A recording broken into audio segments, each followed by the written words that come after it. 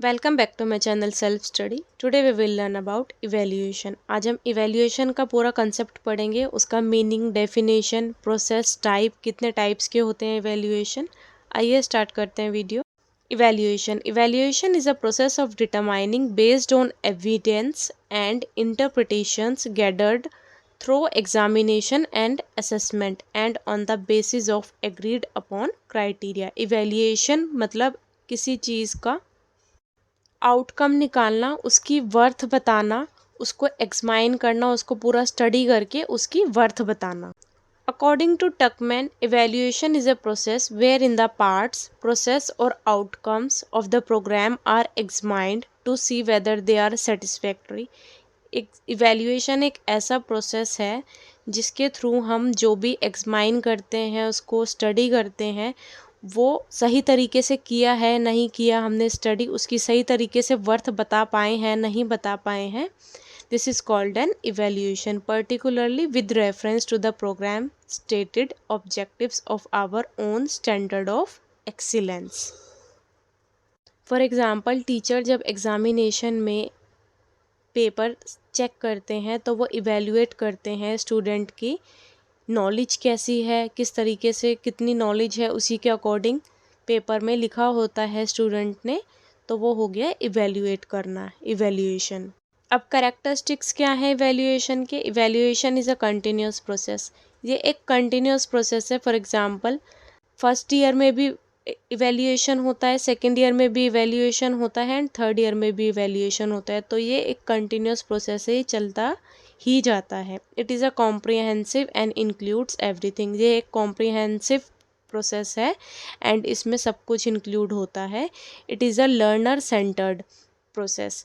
Learner centred process मतलब इसमें जो इवैल्यूएट हो रही है, स्टूडेंट की नॉलेज इवैल्यूएट हो रही है, तो वो ये लर्नर सेंटर्ड हो गया। It follows the remedial approach. Remedial approach मतलब किसी चीज़ का क्योर करना, किसी चीज़ को गलती ठीक करना, उसको इम्प्रूव करना। तो एग्जामिनेशन में जब टीचर पेपर चेक करते हैं तो वो उनको मिस्टेक्स बताकर स्टूडेंट्स को उनको इम्प्रूव करते हैं। तो ये हो गया आपका fourth characteristics. It help to frame effective teaching method.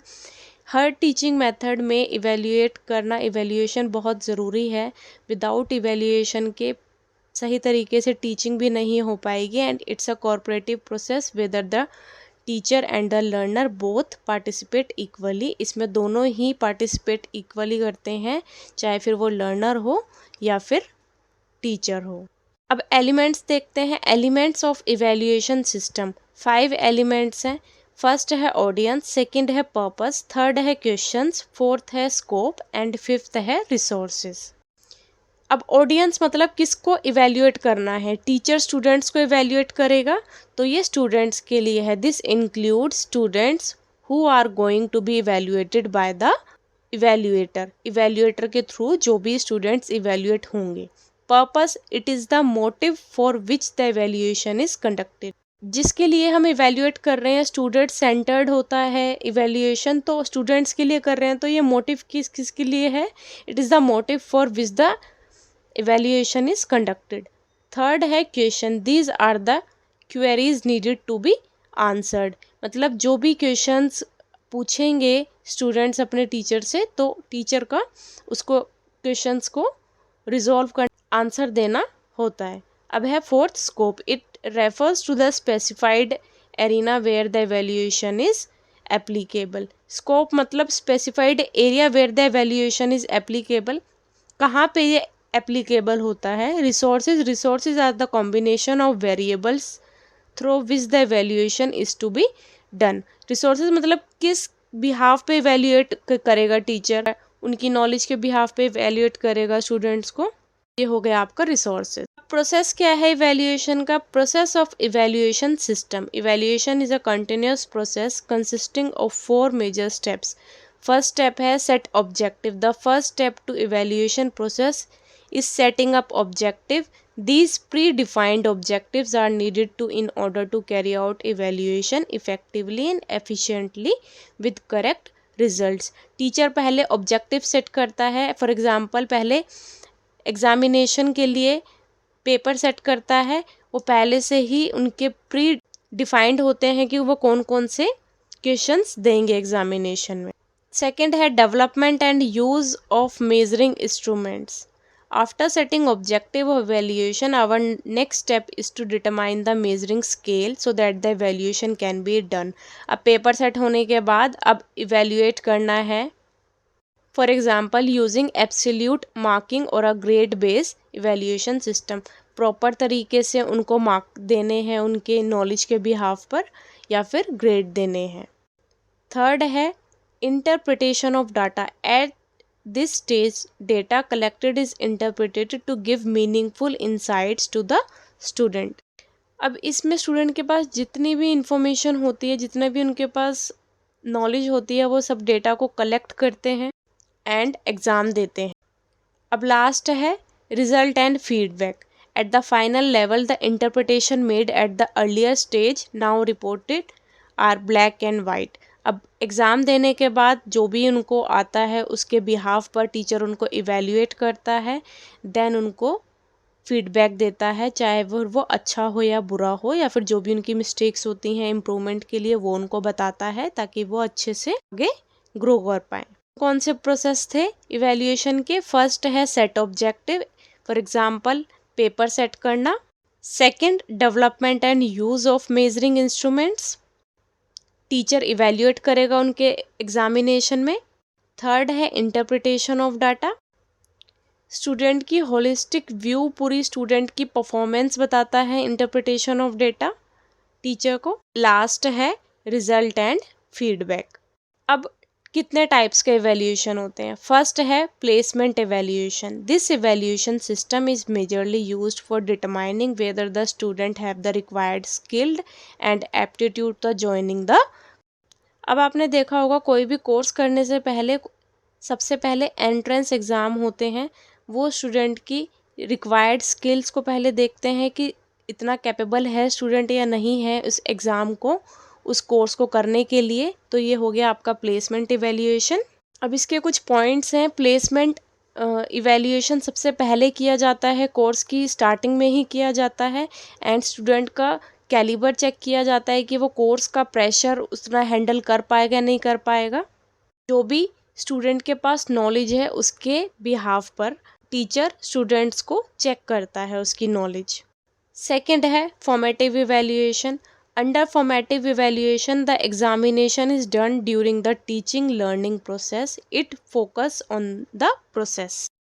अब सेकंड है formative evaluation. Under formative evaluation the examination is done, इसमें एग्जाम हो गया during the teaching learning process, it focus is on the process. This evaluation provides the student with feedback regarding his her performance।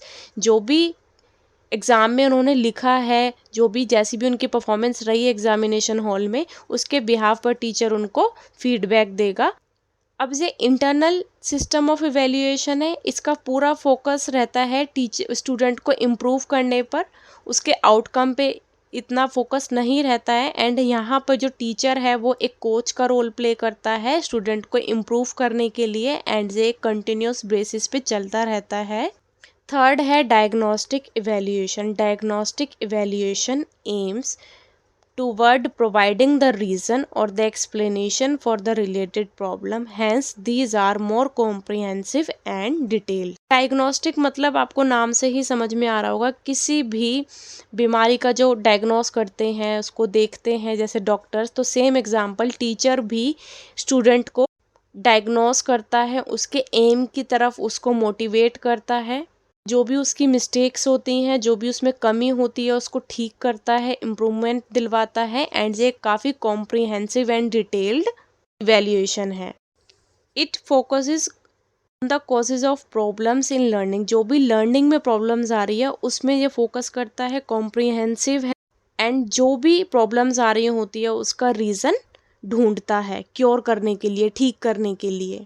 अब last है summative evaluation process which is conducted at the end of the course. Summative evaluation end of the course बिल्कुल ख़त्म हो जाता है तब होता है। The focus is on the end result, जो एंड रिजल्ट होता है इसका मेन फोकस उस पर होता है। एंड इसका जो हेल्प करता है, किस चीज़ में हेल्प करता है कि स्टूडेंट ने प्रोग्राम को पूरा कर लिया है नहीं कर लिया है। फॉर एग्जाम्पल मतलब एक रिपोर्ट कार्ड के टाइप में आप देख सकते हैं कि वो नेक्स्ट क्लास में गया है या फिर नहीं गया है। अगर उस अचीव कर लिया है तो उसको सर्टिफिकेट मिल जाएगा उस कोर्स का, अगर उसने नहीं किया है देन उसको फिर दोबारा से अप्लाई करना पड़ेगा। अब समेटिव इवेल्युएशन एक्सटर्नल इवेल्युएशन होता है। It focuses on the outcome ultimate result. इसका जो मेन फोकस होता है आउटकम पे होता है। इट इंक्लूड्स कौन कौन से क्या क्या चीज़ में से इंक्लूड होती है, paper, project, report, achievement test, जितने भी थ्रू आउट द ईयर उन्होंने एग्जामिनेशन पेपर दिए होते हैं, प्रोजेक्ट्स दिए होते हैं, रिपोर्ट्स दी सबमिट करवाई होती हैं, सारी चीज़ें इसमें इंक्लूड होती है। It taste students half yearly और एनुअली टेस्ट होते हैं। आपको बताया जैसे पास और फेल का क्राइटेरिया होता है इसमें। अब है prognostic evaluation. This evaluation aims at the estimation and prediction of the future career. It combines different aspects of the learning process. इसका जो मेन एम होता है फ्यूचर को प्रिडिक्ट करना होता है। एंड वो क्या एक्सपेक्ट कंबाइन करता है, वो भी लर्निंग प्रोसेस है as well as learning achievements. It add up to the dimension of the future growth of a person. ये उस पर्सन की ग्रोथ में मतलब चार चांद लग जाते हैं अगर वो achievements learning time to time करता रहता है तो। अब यही है, it allow the teacher to predict and foresees the learners future performance. अपने पूरे साल पढ़ाया है, पूरा देखा है तो टीचर प्रिडिक्ट कर पाता है स्टूडेंट की परफॉर्मेंस, लर्नर की performance. The teacher can effectively shape there instructional method for the future. पूरा शेप देता है उनको, पढ़ाता है, अच्छे से समझाता है। It make possible to evaluate future performance of the learner. Evaluation plays an important role in determining whether the goal of a teaching learning process have been achieved or not. Evaluation एक बहुत important role play करता है कि teaching learning process achieve हुआ है नहीं हुआ है। टीचर भी तभी कामयाब हो पाएगा जब स्टूडेंट उनका अचीव कर लेगा, जो भी उनको पढ़ाया है समझाया है, इन शॉर्ट पास कर लेगा कोर्स को। It assist the teacher in understanding the learners and their need. Teacher को असिस्ट करता है लर्नर्स की नीड्स को समझने में।